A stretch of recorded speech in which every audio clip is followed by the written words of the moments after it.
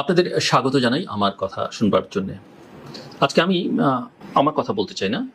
আমি এর আগের ভিডিওতে বলেছি যে গোটা দুনিয়ায় বাংলাদেশের সাম্প্রতিক ঘটনা প্রবাহ নিয়ে মোটামুটিভাবে এক ধরনের যৌক্তিক বিশ্লেষণ, মোটামুটিভাবে সঠিক তথ্য উপাত্তের ভিত্তিতে প্রতিবেদন প্রকাশিত হচ্ছে।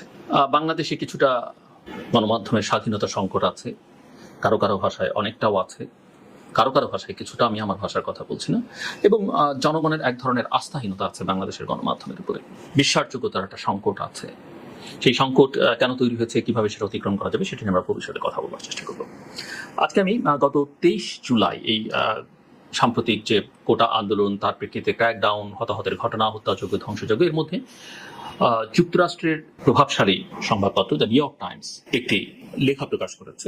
সেই লেখাটি আপনাদের সামনে খানিকটা তুলে ধরতে চাই। তারা কি বলতে চাইছে। মুজিব মার্শাল নিউ ইয়র্ক টাইমসের হয়ে এই লেখাটি লিখেছেন। শিরোনামটির বাংলা করলে যেটা দাঁড়ায় যে ক্র্যাকডাউন বাংলাদেশের প্রধানমন্ত্রীর জন্য একটা বড় চ্যালেঞ্জ তৈরি করেছে। এটা নিউ ইয়র্ক টাইমসের বিশ্লেষণ। অনেকেই এটা নিয়ে কথাবার্তা কিছুটা বলেছেন যে এটা অনেক যৌক্তিকতা আছে এই বক্তব্যে।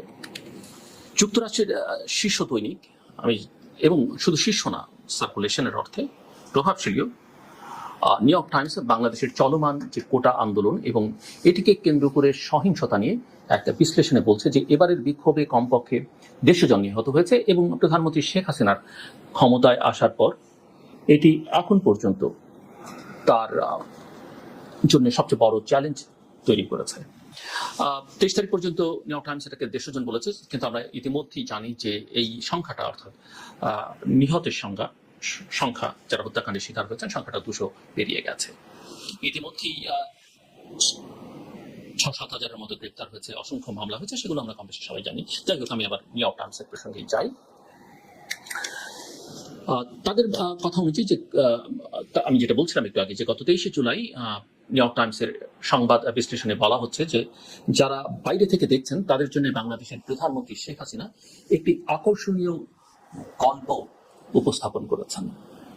তিনি বিশ্বের সবচেয়ে দীর্ঘকালীন মহিলা সরকার প্রধানদের মধ্যে একজন, আর রঙিন শাড়ি পরা এমন একজন ধর্মনিরপেক্ষ মুসলিম যিনি ইসলামিক জঙ্গিবাদের বিরুদ্ধে লড়াই করেছেন, লক্ষ লক্ষ মানুষকে দারিদ্র্য থেকে বের করে এনেছেন এবং ভারত ও চীন উভয়কেই তার পাশে রেখেছেন।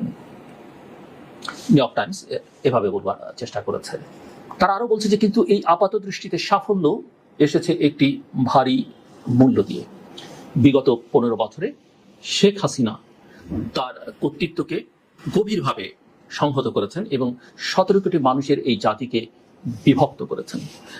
যারা তার ক্ষমতার রিংকে চুম্বন করেছিল তাদের পৃষ্ঠপোষকতা, ক্ষমতা এবং দায় মুক্তি দিয়ে পুরস্কৃত করা হয়, আর যারা ভিন্ন মতাবলম্বী তাদের ভাগ্যে জোটে দমন, পীড়ন, সীমাহীন আইনি ঝামেলা ও কারাবরণ। যেটা আমি খানিকটা একটু আগে উল্লেখ করেছি যে কি পরিমাণ মানুষ গ্রেপ্তার হয়েছেন, মারা যারা গেছেন তো গেছেনই, হাজার হাজার মানুষ আহত হসপিটালে, এবং কি পরিমাণ মামলা হচ্ছে।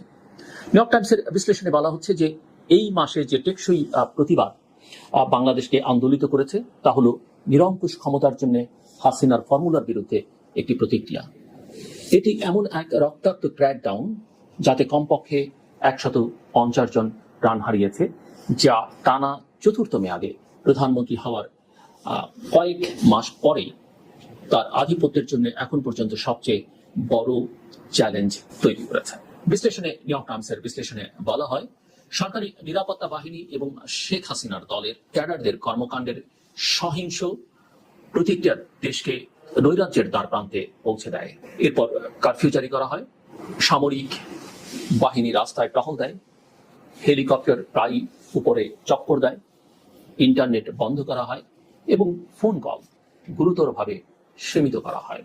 এই ক্র্যাকডাউনকে কূটনীতিক এবং বিশ্লেষকরা এমন নৃশংসতা বলে অভিহিত করেছেন যে সাম্প্রতিক কালে বা সাম্প্রতিক দশকগুলোতে বাংলাদেশে নজিরবিহীন ছিল। কূটনীতিক এবং কর্মকর্তারা বলছেন যে কমপক্ষে 150 জন নিহতের সংখ্যা একটি রক্ষণশীল ফিগার। স্থানীয় সংবাদপত্র মৃত্যুর সংখ্যা বাড়িয়েছে 200-র কাছাকাছি। আর ছাত্র বিক্ষোভের নেতারা বলছেন যে সংখ্যা সম্ভবত, অর্থাৎ নিহতের সংখ্যা সম্ভবত তার কয়েক গুণ। যুক্তরাষ্ট্রের এই দৈনিক নিউ ইয়র্ক টাইমসের প্রতিবেদনে বলা হয়, মিসেস হাসিনা তার সেবায় প্রতিটি বাহিনীকে রাস্তায় মোতায়েন করেছেন, যার মধ্যে একটি ভয়ঙ্কর আধা সামরিক ইউনিট রয়েছে, যাদের নেতারা অতীতে নির্যাতন, বিচার বহির্ভূত হত্যা এবং বলপূর্বক গুমের অভিযোগে আন্তর্জাতিক নিষেধাজ্ঞার সম্মুখীন হয়েছে। বোঝাই যাচ্ছে র্যাপিড অ্যাকশন ব্যাটালিয়নের কথা বলা হয়েছে। নিউ ইয়র্ক টাইমস বলছে যে একজন সিনিয়র কূটনীতিকের উদ্ধৃতি দিয়ে নিউ ইয়র্ক টাইমসের বিশ্লেষণে উল্লেখ করা হয় যে বিক্ষোভের নৃশংস প্রতিক্রিয়ার প্রতিবাদে একদল বিদেশি রাষ্ট্রদূত বাংলাদেশের পররাষ্ট্রমন্ত্রীর সঙ্গে দেখা করেন। এখানে আসলে পররাষ্ট্র মন্ত্রণালয়ের পক্ষ থেকে আসলে তাদের ডাকা হয়েছিল, সেটা বলে রাখা ভালো। নিউ ইয়র্ক টাইমস বলছে যে তারা উদ্বেগ প্রকাশ করেছেন যে বাংলাদেশের নিরাপত্তা বাহিনী ছাত্র বিক্ষোভকারীদের উপর দমন পীড়নে হেলিকপ্টার এবং জাতিসংঘ শান্তিরক্ষীদের গাড়ি ব্যবহার করা হয়েছে। পরিষেবা সংকটের কথা উল্লেখ করে বিশ্বের সবচেয়ে মর্যাদাশীল এবং প্রভাবশালী এই সংবাদপত্রের প্রতিবেদনে বলা হয়েছে যে কারফিউতে পণ্য পরিবহনে বাধা সৃষ্টির ফলে মঙ্গলবার, মনে রাখতে হবে এই বিশ্লেষণটি প্রকাশিত হয়েছে 23 জুলাই। যাই হোক, যেটা তারা বলছে যে সৃষ্টির ফলে মঙ্গলবার রাজধানী শহর ঢাকা গুরুত্বপূর্ণ সরবরাহের অভাব ছিল। কিছু নিত্য প্রয়োজনীয় জিনিস, বিশেষ করে সবজির দাম প্রায় দ্বিগুণ হয়েছে। ইন্টারনেট বন্ধের ফলে প্রিপেইড মিটার পুনরায় লোড করতে না পেরে লোকেরা বিদ্যুৎ এবং গ্যাস অফিসের বাইরে দীর্ঘ লাইনে